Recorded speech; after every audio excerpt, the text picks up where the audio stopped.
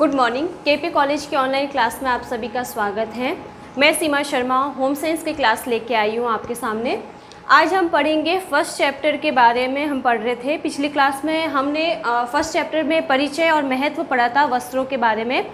आज हम वस्त्रों की शब्दावलियाँ जो कुछ यूज़ की जाती है, जिन शब्दों से इनको स्पेसिफिक जो बोला जाता है, नाम से ही पुकारा जाता है, उनके आगे के बारे में और पढ़ेंगे। इससे पिछली क्लास में हमने जैसे कताई करना, ओटना, कोए बनाना, इन सभी के बारे में पढ़ा था। आज हम पढ़ने जा रहे हैं जो इसमें है प्रत्यास्था। प्रत्यास्था का मतलब होता है, अगर हम देखें तो खींचने के उपरांत, अगर जैसे हम किसी वस्त्र को खींच रहे हैं तो उसके पश्चात वो वापस पहले वाली आकृति को ग्रहण करने वाली की क्षमता उसमें होनी चाहिए। यानी कि खींचने के पश्चात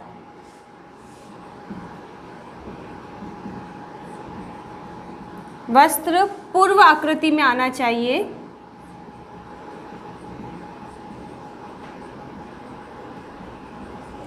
उसके बाद आता है जैसे कि प्रतिस्कंधता। प्रतिस्कंधता का मतलब होता है रेशों की मूल रूप वापस ग्रहण करने की क्षमता। यानी कि अगर कोई धागा रेशा खिंच भी जाता है तो वापस वो पहले वाली स्थिति में आ सके। रेशों की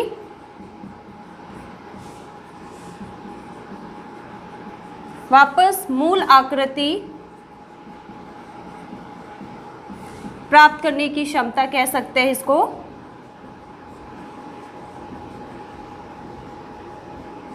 फिर आ जाता है हमारे पास अपघर्षण। अपघर्षण शब्द को अगर हम तोड़ते हैं, अप और घर्षण अलग अलग कर देते हैं, तो घर्षण का मतलब होता है रगड़। यानी कि वस्त्र की सतह पर रगड़ है, ब्रश है, उसका कोई भी प्रभाव नहीं पड़ना चाहिए।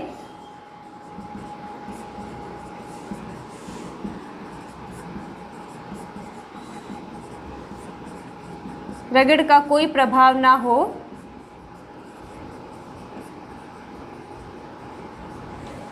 फिर आ जाता है हमारे पास मुलायम करना। मुलायम करने का मतलब होता है कि वस्त्र के रेशों को बहुत ही ज़्यादा मुलायम बनाना, सॉफ्ट बनाना, इतना मुलायम बनाना कि उनसे बने हुए जो वस्त्र है वो भी मुलायम बने और कोमल बने।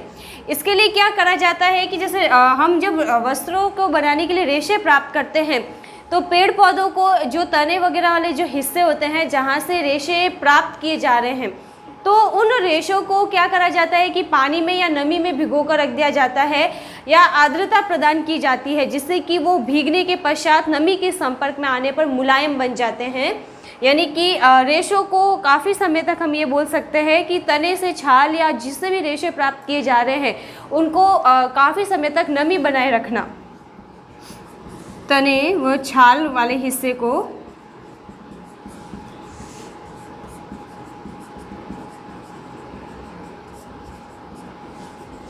वह मुलायम रेशा प्राप्त करना।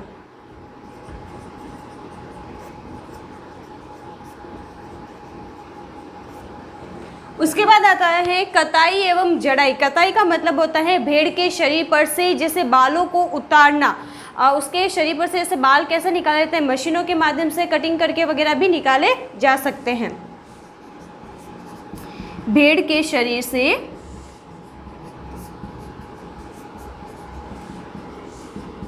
बालों को उतारना। बालों को क्यों उतारा जाता है? ऊन वगैरह बनाने के लिए। उसके बाद आता है सफाई करना। सफाई करने का मतलब ये हो गया कि जब हम कोई रेशा या कोई बाल वगैरह किसी जानवर के शरीर से निकाल रहे हैं, तो अगर पेड़ पौधों से रेशे निकाले गए हैं तो उसमें गोंद, मोम, पेक्टिन, रेनिन जैसे पदार्थ लगे हुए रहेंगे। उसके ही अलावा अगर जैसे हम किसी जंतुओं के शरीर से बालों को निकालते हैं तो जंतु ज़्यादातर समय तो क्या होता है, गंदगी में बैठते हैं, मिट्टी वगैरह में बैठते हैं, उनके शरीर पे मल मूत्र वगैरह, पसीना है, मिट्टी के धूल के कण लगे हुए रहते हैं, तो इनको निकालना बहुत ज़्यादा ज़रूरी हो जाता है। इसलिए उसकी झड़ाई वगैरह करके उसकी सफाई की जाती है।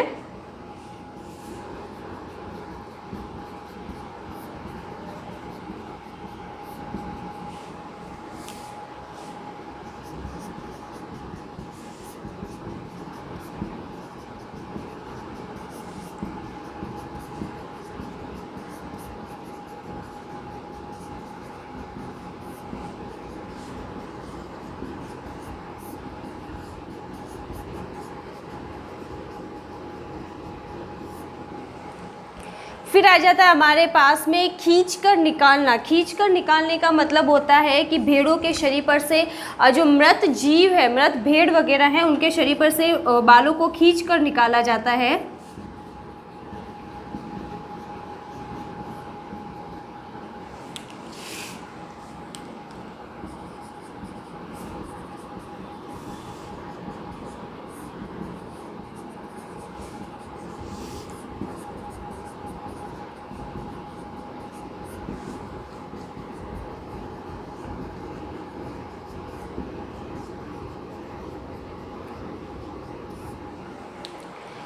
फिर आ जाता है हमारे पास में नमदा बनाना। नमदा का मतलब होता है कि नमी, ताप और दाब के द्वारा ऊनी रेशों को आपस में जोड़कर उलझाकर एक जमाया जाता है, जिससे कि जो तैयार वस्त्र होता है उसको नमदा कहा जाता है।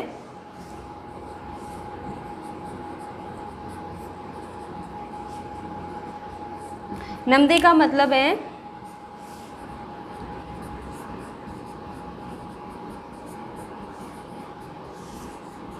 को ताप, नमी व दाब द्वारा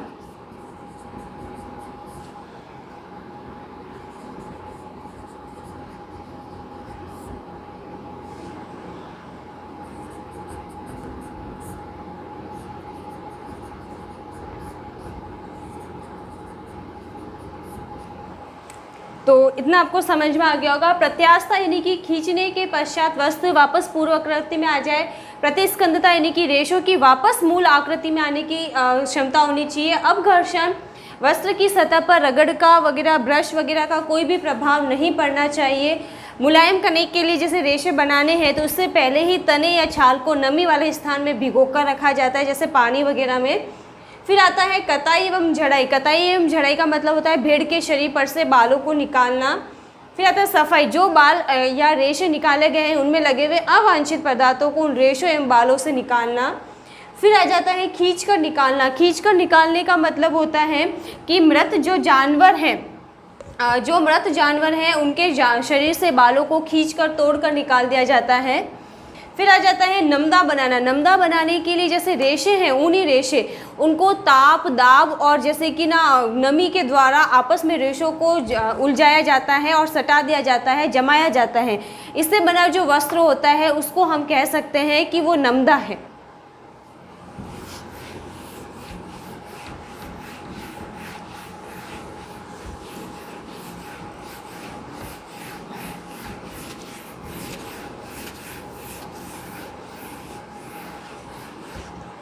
अगला है जिसे कीड़ों को पालना।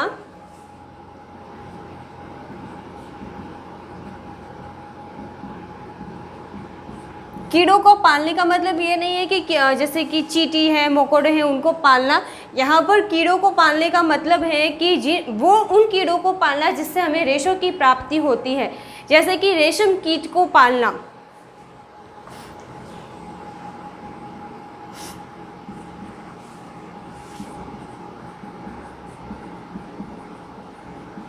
रेशम कीट को पालना, इसको हम सेरीकल्चर भी कह सकते हैं।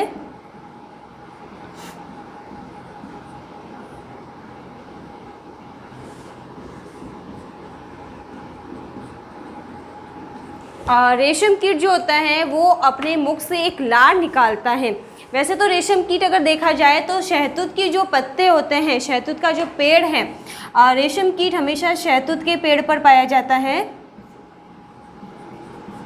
ये उनकी पत्तियों को खाता है और अपने मुख से अगर देखें तो मुख के माध्यम से लार निकालता है।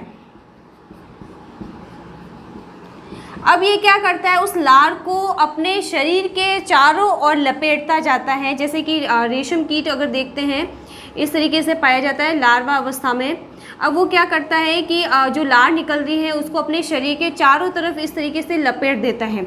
लपेटने के बाद में ये एक अंडेनुमा संरचना में बदल जाता है, जिसको हम कह सकते हैं कोकून।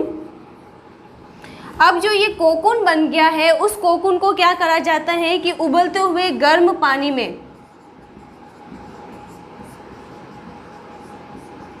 पानी में डाल दिया गया, इससे क्या हो गया, जीव जो है वो मर जाएगा और जो इसके रेशे है, रेशे क्या हो जाएंगे, अलग निकल कर आ जाएंगे। तो इससे जो रेशे प्राप्त हुए उसको क्या कहा गया, रेशम। अब अगर रेशम प्राप्त करना है तो उसके लिए शहतूत की खेती की जाती है, उसमें रेशम के कीड़ों को पाला जाता है। वही रेशम के जो कीड़े हैं शहतूत की पत्तियों को खाकर बड़े होते हैं और अपने मुख से एक लार निकालते हैं, उस लार को अपने चारों तरफ लपेटते हैं तो वो कोकून अवस्था में आ जाते हैं। जैसे वो कोकून अवस्था में आ गए, उनको उबलते पानी में डालकर जीवों को मार दिया जाता है और जो ये कोकून बना हुआ है ये पृथक होकर रेशों में बदल जाएगा, उन रेशों को कहा जाएगा रेशम।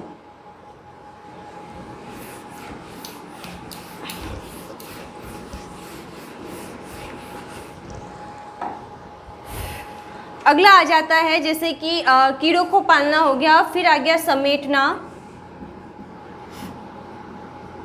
यहाँ पर समेटना का मतलब है कि जो रेशा बनाया गया है, जो धागा बनाया गया है, धागे को रील पर लपेटना।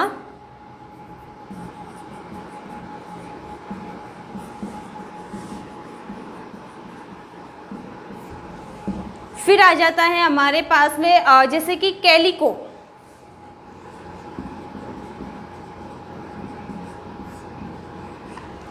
कैलिको अगर समझे तो साधारण बुना हुआ वस्त्र होता है जिसकी अगर चौड़ाई देखी जाए तो 120 सेंटीमीटर होती है।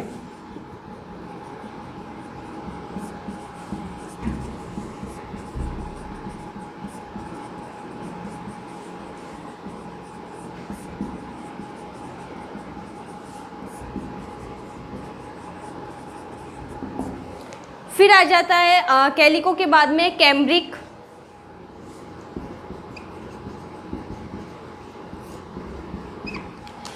कैम्ब्रिक जो है वो महीन सादी बुनाई के द्वारा बना हुआ एक सूती वस्त्र रहता है।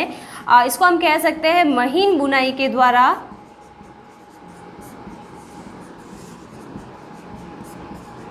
बना सूती वस्त्र। उसके बाद आ जाता है जैसे कि डेनिम। डेनिम अगर जानते हैं आप सभी तो एक भारी सूती कपड़ा होता है जिसमें ट्विल बुनाई के द्वारा उसको ताना और बाना के रेशों को जोड़कर एक भारी कपड़ा बनाया जाता है, डेनिम।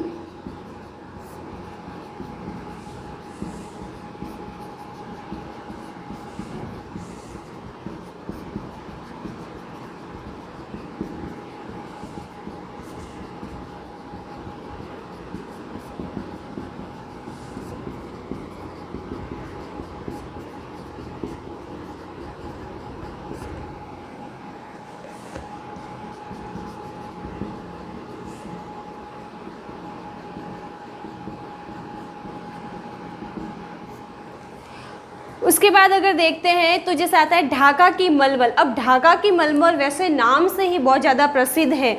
ढाका की मलमल जो होती है वो बांग्लादेश की प्रसिद्ध है, यानी कि वहाँ का जो कपड़ा होता है ढाका की मलमल से निकला हुआ वो इतना अधिक सॉफ्ट और इतना मुलायम होता है कि उसका नाम से ही वो वहाँ पर प्रसिद्ध रहता है।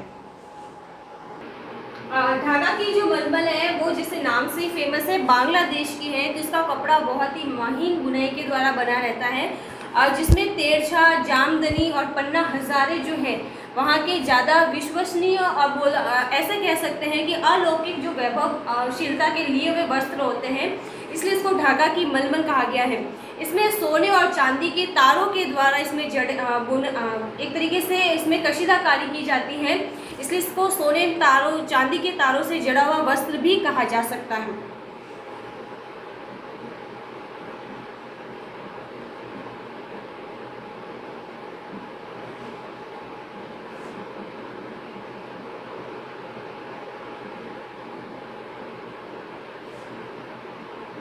सॉरी,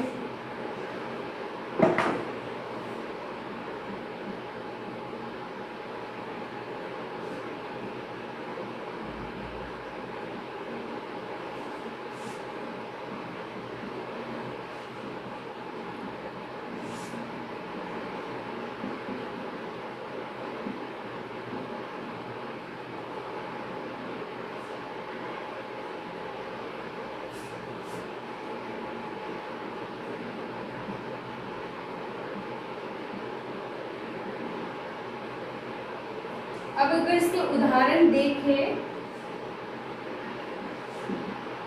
तेरछा, जामदनी,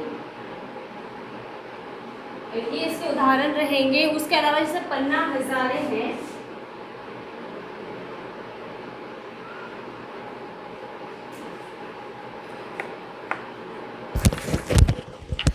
जो पन्ना हजारे, तेरछा, जामदनी, ये जो वस्त्र हैं उनको हम ये भी कह सकते हैं कि ये बांग्लादेश की सबसे ज़्यादा प्रसिद्ध जो वस्त्र हैं उनके नाम से भी जाने जाते हैं। फिर आ जाता है चंदेरी। चंदेरी साड़ियाँ जो होता है वो नाम से ही प्रसिद्ध एक वस्त्र है, जो कि चंदेरी ग्वालियर का एक प्रसिद्ध वस्त्र होता है। इसमें जो साड़ियाँ रहती है उसके पल्लू और जो बॉर्डर है उस पर रेशमी धागों की उस पर बनाए के धागों के माध्यम से उसको बनाया जाता है।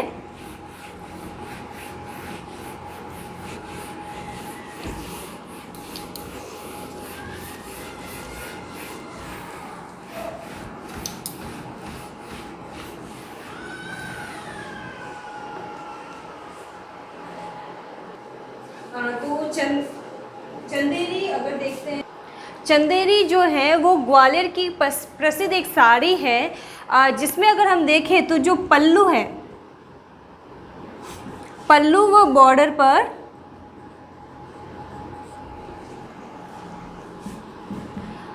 रेशमी बुनाई, रेशमी धागा जो होता है काम में लिया जाता है।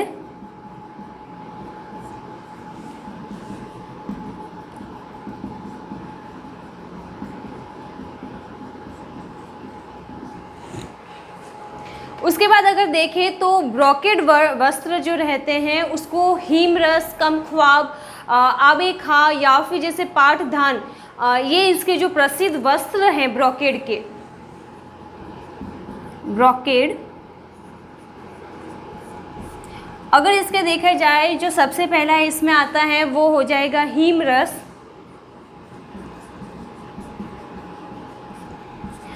दूसरा यहाँ पे आ जाएगा कमख्वाब।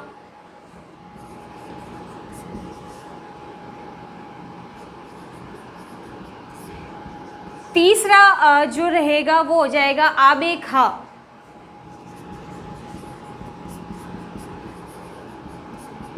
और जो चौथा है वो यहाँ पर रहेगा पाठधान। पाठधान जो है, ये चारों जो वस्त्र है वो ब्रोकेड के ही प्रसिद्ध है, लेकिन इसमें अगर क्या खासियत रहती है कि सोने और चांदी के तारों से जड़े रेशमी वस्त्र रहते हैं। ये इसके प्रकार हैं।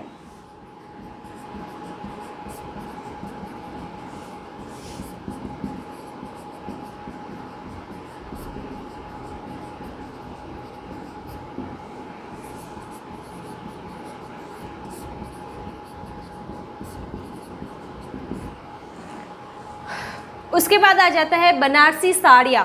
तो बनारसी साड़ियाँ वैसे सभी नाम से जानते ही हैं।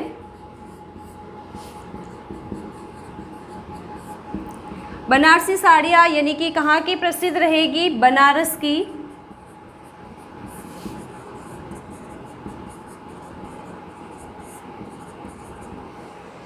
अब इन साड़ियों में क्या होता है, जैसे कि ये काफ़ी प्रसिद्ध रहती है। इसमें रेशमी साड़ियाँ होती हैं जिसमें सोने और चांदी के जो तार होते हैं उससे बॉर्डर और पल्लू पर जो होता है नमूने बनाए जाते हैं या वर्क किया जाता है।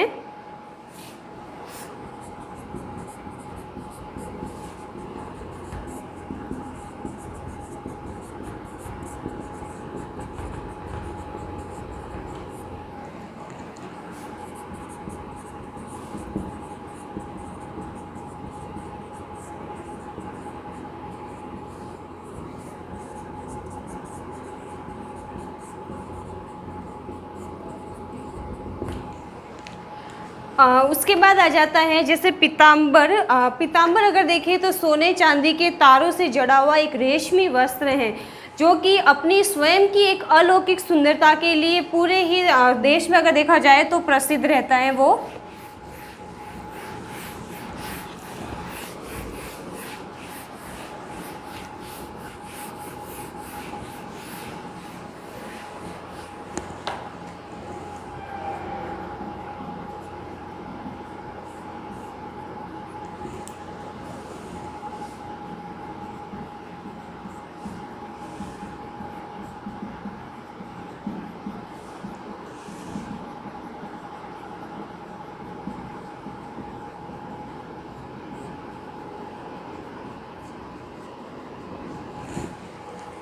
उसके बाद आता है जैसे बांधनी। तो बांधनी सभी जानते हैं कि राजस्थान में बांधनी कला है जो बहुत ज़्यादा प्रसिद्ध है।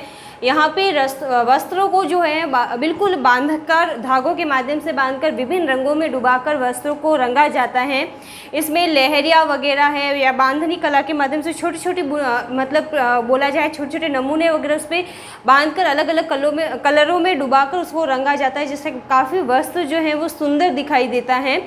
तो ये भी बांध कर रंगा जाने वाला वस्त्र है, इसलिए इसको कहा जाता है बांधनी। बांधनी।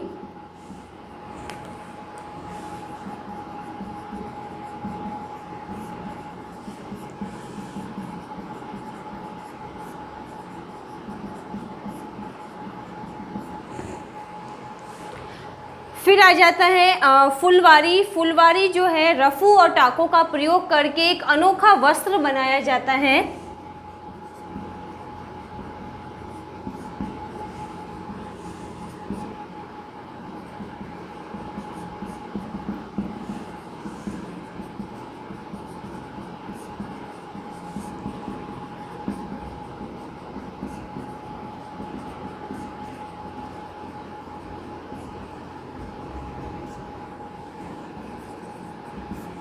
उसके बाद में आता है पटोला। पटोला अगर देखें तो गुजरात में निर्मित वस्त्र होता है, जिसका ज़्यादातर जो उपयोग होता है वो जैसे कि शादी वगैरह, ब्याह वगैरह, विवाह वगैरह होते हैं उसके शुभ दिनों में इसका उपयोग किया जाता है। ये भी अगर देखा जाए तो चटकीले भड़कीले जो रंगों हैं उनके माध्यम से तैयार किया गया वस्त्र है।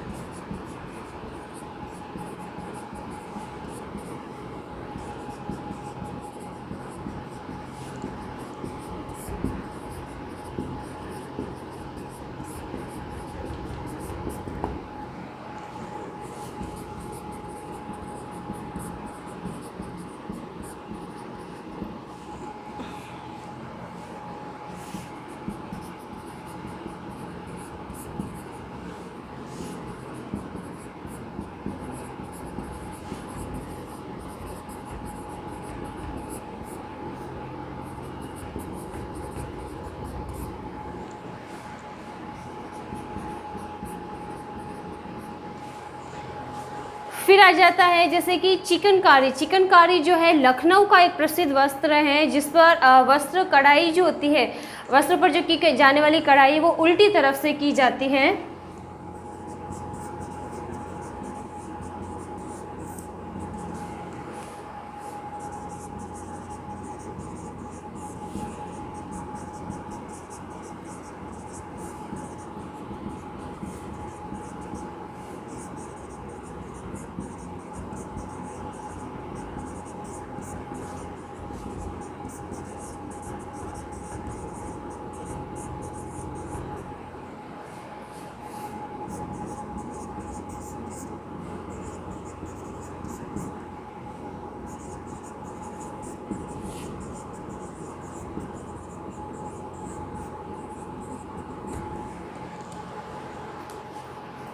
उसके अलावा जैसे आ जाता है टेंटरिंग। टेंटरिंग क्या होता है कि जिसमें वस्त्रों को चारों तरफ से एक समान चौड़ाई में तैयार किया जाता है।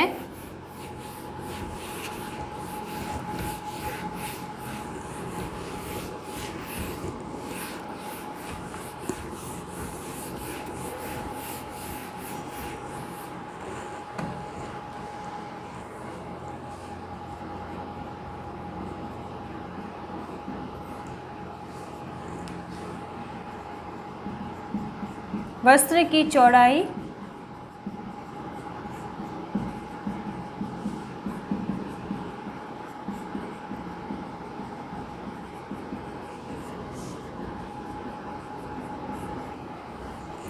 समान बनाई जाती है। उसके बाद आता है साइजिंग। साइजिंग में वस्त्र के जो सतह के जो दोष हैं उसको छुपाया जाता है।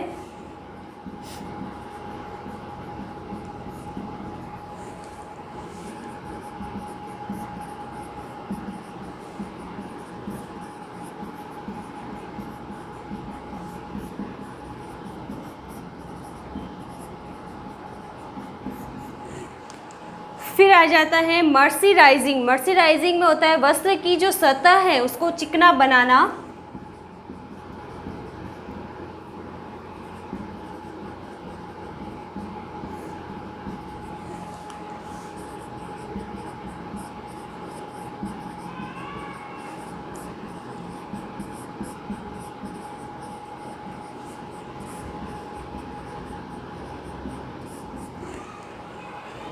उसके अलावा आता है कैलेंडरिंग। वस्त्र को अंतिम रूप से चिकना बनाया जाता है।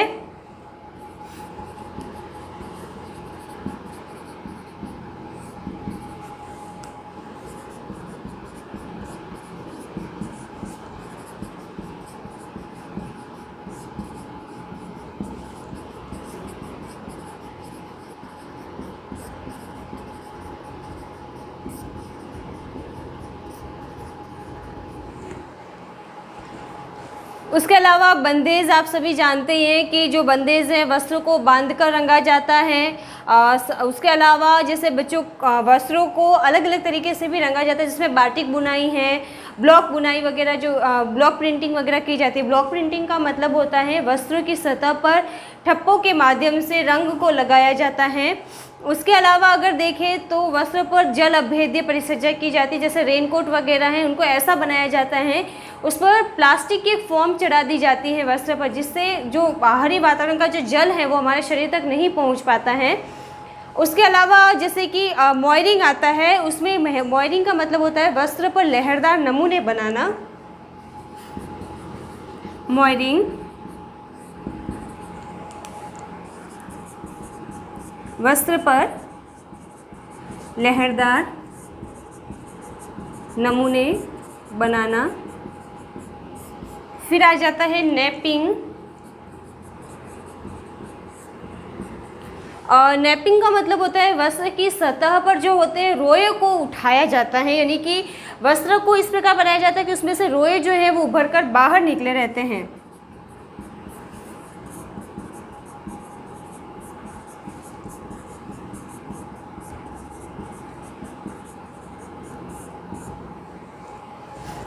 उसके अलावा जैसे कि इस्त्री करना। इस्त्री करने का मतलब आप सभी जानते हैं कि वस्त्र को चिकना बनाना, सलवटें वगैरह जो हैं उसको बाहर निकाल दी जाती हैं और वस्त्र को बिल्कुल एकदम सीधा समांतर बना दिया जाता है। तो आज हमने पढ़ा कि वस्त्र की कुछ शब्दावलियाँ हैं जिसको नाम के आधार पर जाना जाता है, उनका स्वयं का अपना कुछ ना कुछ कार्य हमेशा जो है वो बना रहता है। जैसे टेंटरिंग है तो वस्त्र की चौड़ाई समान रूप से चारों तरफ से बनाना। साइजिंग वस्त्र की सतह को चिकना बनाना। मर्सराइजिंग है तो इसको भी चिकना बनाया जाता है। साइजिंग में दोषों को जो होता है छुपाया जाता है। कैलेंडरिंग भी जो है वस्त्र को अंतिम रूप जो होता है वो प्रदान कर दिया जाता है। मॉयरिंग में अपन आप अगर उसको तो शब्दों को अगर अर्थ निकाले, मोयरिंग यानी कि मोर के समान उसमें ना लहरदार नमूने वगैरह जो उस पर हैं बना दिए जाते हैं वस्त्र पर। और नेपिंग आ जाता है वस्त्र की सतह पर रोए को उभारना, यानी कि कुछ वस्त्र ऐसे भी होते हैं जिसमें रोए हमेशा बाहर निकले रहते हैं, जिसको आप टॉवेल के माध्यम से समझ सकते हैं। तो इसमें क्या रहता है कि अलग अलग परिसज्जाएँ जो हैं वस्त्रों पर दी जाती हैं। तो ये आज हमने पढ़ा वस्त्र की शब्दावली के बारे में। अगर आपको कोई भी क्वेरी है तो आप कांटेक्ट कर सकते हैं। Thank you.